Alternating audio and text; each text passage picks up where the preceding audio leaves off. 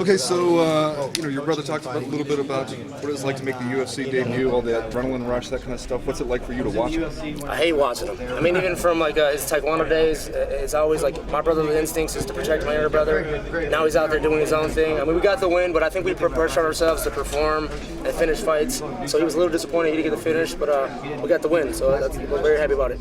Do you like how he fought tonight?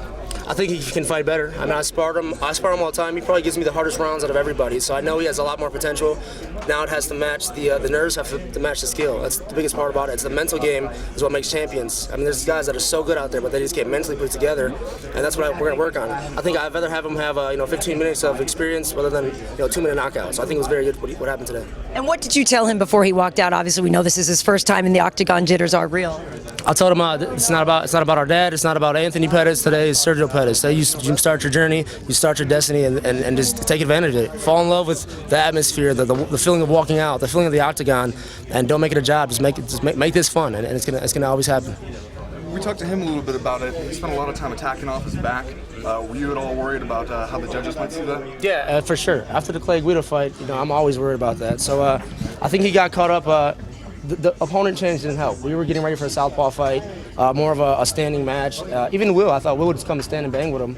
But I mean, you always got to be able to adapt. So a little afraid when the decision, especially when I heard 30-27. I'm like, oh, 30-27, 30-27. So I mean, we got the win. He's going to learn from this, and I'm excited about that. Certainly, we need to ask about you and your health. What's the situation, and how long do you think that you'll be out? Honestly, I don't have a clear answer. I've seen a couple doctors. They're all saying maybe surgery, maybe not surgery. I tore my PCL. Actually, I tore it in the Henderson fight. Gave it 8 weeks off. The first time I came back to train for the Thompson fight, kicked again in the same spot. A full tear this time. So it's either surgery. I'll find out Monday. I'm going to LA again to find out if I need surgery. If it's surgery, 6 to 7 months. If it's no surgery, 6 to 7 weeks. So I'm hoping for the best. Well, take the time, though. I mean, as much as it stinks to not have you fighting, we want you healthy and not just back for the sake of being back. I mean, I'm only 26 years old. I have a long time. I just don't want to waste my prime injured. Thoughts on quick about last night or the night before, a little run-in with Nick Diaz at the club. Yeah, can you kind of highlight what happened? I think Twitter made it bigger than it really was. One of Nick Diaz's friends, I was taking a picture with a fan, had something to say.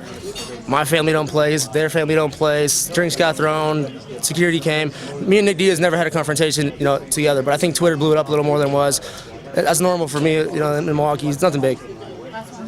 Thoughts on some of these guys taking shots at you from a distance now that you're champ? Does that just come with the territory? It does come with the territory, but I am a champ, but I'm a human being, man. So, I mean, you talk stuff, I'm going to respond back. I mean, I'm not that guy that's going to sit back and say, hey, you guys, figure out who's going to fight me next. If you're talking trash, let's set it up. But get some wins first. Do you want Josh Thomson to wait, or do you want him to fight TJ Grant?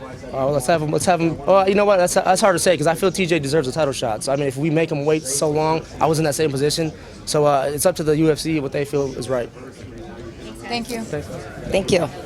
Yep. Sorry.